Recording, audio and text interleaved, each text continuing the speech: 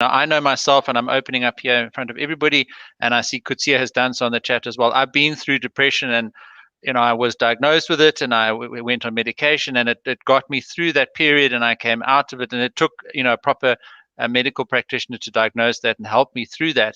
But I think it still comes from yourself to know that you've got to pick up the phone and go and get help. So just to answer Ashen's question there, what is that threshold? And I loved what you were talking about just now, where it talks about lots of blurred boundaries between all the different aspects of life that we have to deal with, and within which we need to box and compartmentalize emotions, etc. But to Ashen's question there, is there something practical that we can do to identify the onset of more clinical or medical depression? 100%. So I did a depression inventory screening today, and I myself, I can disclose as well, I also suffer from clinical depression. Suffer from, deal with, recovering from. It's a bit of a constant situation.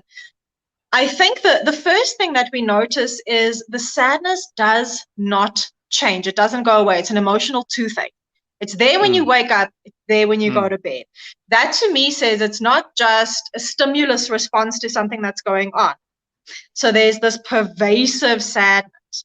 There's also, if I'm not able to clearly express my feeling, there's almost a blunted affect. I can say, meh, I'm not feeling great. What does meh mean? What does it look like? Oh, I don't know. It's just, you start making these weird grunting noises, and you don't have your emotional vocab that you normally do. There's also a sense, am I guilty? Guilty for what? I don't know, but I feel guilty. I'm feeling a sense of guilt. I'm feeling a sense of shame. So guilt being about something I've done, shame being about who I am.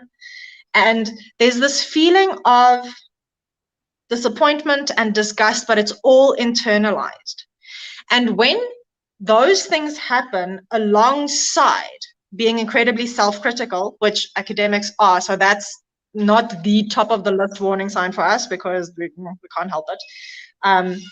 When there is guilt and shame, I feel like a failure. I'm not as satisfied with things that I normally am.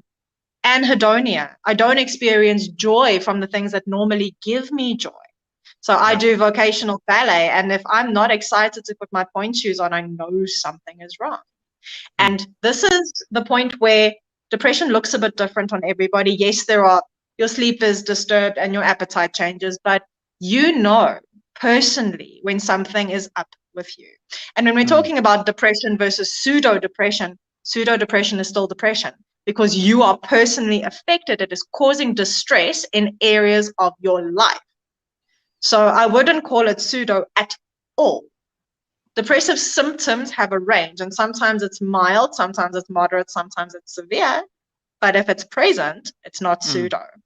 So when you have these negative thoughts, low blunted affect, anhedonia, and then there's a thought of the world wouldn't mind if I didn't wake up. It's a hard thing to talk about, but it happens.